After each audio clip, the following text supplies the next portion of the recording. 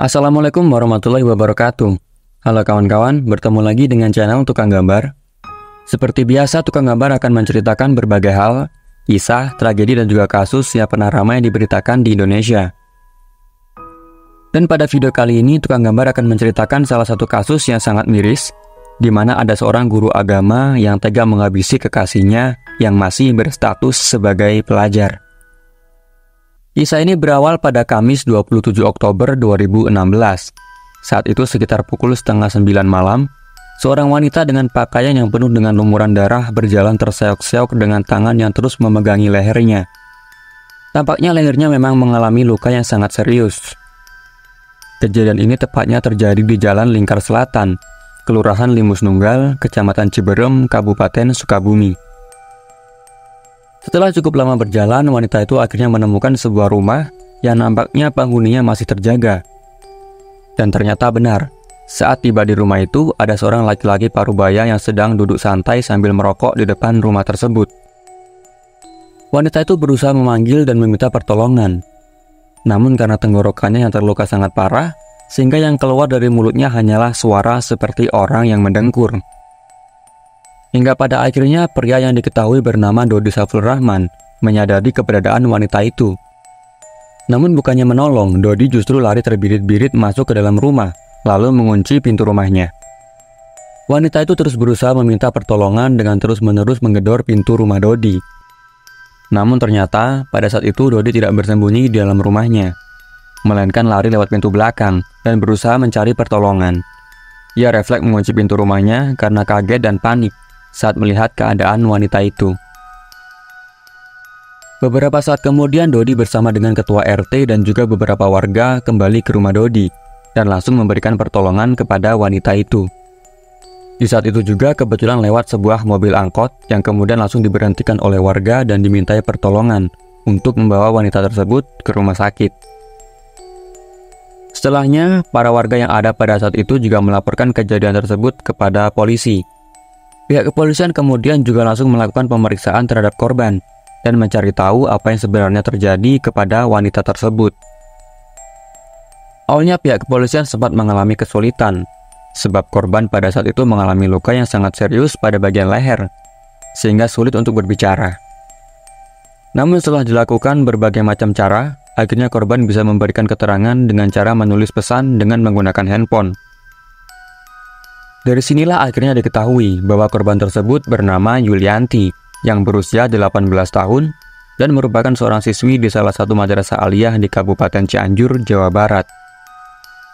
Dari keterangan korban juga akhirnya diketahui identitas dari pelaku yang melakukan tindakan keji tersebut.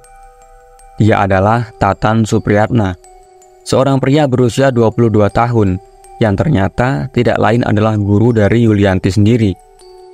Dan yang lebih membuat miris, ternyata Tatan Supriyatna dikenal sebagai guru agama di sekolahnya.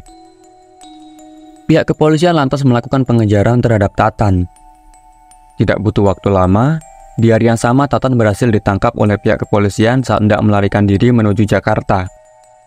Namun sayangnya saat pelaku berhasil ditangkap, Yulianti justru mengembuskan nafas terakhirnya sehari kemudian, karena lukanya yang sangat serius.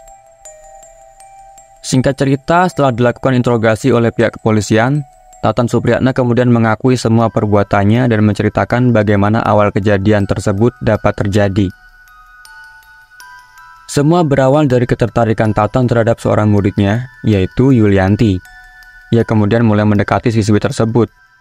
Dan nampaknya, Yulianti juga tertarik dengan Tatan. Hingga akhirnya keduanya pun mulai menjalin hubungan asmara. Namun meski Tatan ini adalah seorang guru agama, ternyata perilakunya tidak mencerminkan seorang guru. Tatan seringkali memaksa Yulianti untuk melakukan hubungan badan. Awalnya Yulianti terus menolak ajakan tersebut. Namun karena terus dipaksa dan dirayu, akhirnya Yulianti luluh dan mau menuruti kemauan Tatan. Setelah beberapa kali melakukan perbuatan tersebut, Yulianti terus dihantui rasa bersalah dan juga takut. Ia takut jika perbuatannya tersebut diketahui oleh keluarganya, dan juga takut apabila Tatan tiba-tiba pergi meninggalkannya, karena pada saat itu ternyata Tatan juga bertunangan dengan wanita lain. Karena rasa takut itulah, setelah menjalin hubungan kurang lebih selama 6 bulan, Yulianti kemudian mengaku kepada Tatan bahwa ia tengah mengandung anak dari Tatan dan meminta pertanggungjawaban. Namun saat itu Tatan seolah-olah tidak peduli dengan tuntutan Yulianti. Ia masih saja terus-menerus memaksa Yulianti untuk melakukan hubungan badan. Hingga puncaknya pada 25 Oktober 2016. Saat itu Yulianti mengancam akan melaporkan hubungan mereka kepada keluarganya jika Tatan tidak mau bersikap serius dengan dirinya. Selain itu, Yulianti juga meminta agar diantarkan ke dokter kandungan untuk memeriksa kandungannya. Tatan yang takut jika perbuatannya terbongkar dan namanya sebagai guru agama akan tercoreng, mau tidak mau akhirnya menuruti permintaan Yulianti.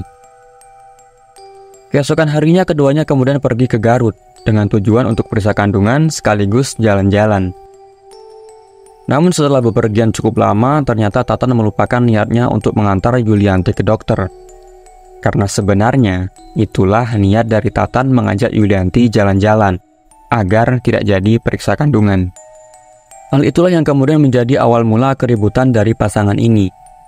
Keduanya bahkan sempat adu mulut, dan pada saat itu, sebenarnya Tatan sudah sangat marah, tapi emosinya masih bisa ia tahan. Namun diam-diam, Tatan sudah merencanakan niat jahatnya. Saat dalam perjalanan pulang, Tatan sempat mampir ke sebuah toko buku. Di sana ia membeli sebuah pisau cutter yang nantinya akan digunakan untuk menghabisi nyawa Yulianti. Keduanya kemudian melanjutkan perjalanan. Hingga sekitar pukul 8 malam, mereka sampai di Takoka. Melihat suasana yang sepi, Tatan kemudian mengajak Yulianti untuk istirahat di sebuah gubuk. Meski sebelumnya sempat bertengkar, Tatan kembali membujuk Yulianti untuk melakukan hubungan badan. Yulianti yang pada saat itu masih marah terus menolak ajakan Tatan. Namun karena terus dirayu, akhirnya ia luluh dan menuruti kemauan Tatan untuk kembali melakukan hubungan terlarang tersebut. Dan setelah selesai melakukan hubungan tersebut, Tatan kemudian mengeluarkan pisau cutter yang sudah disiapkannya. Kemudian dengan tega, ia menyayat leher Yulianti.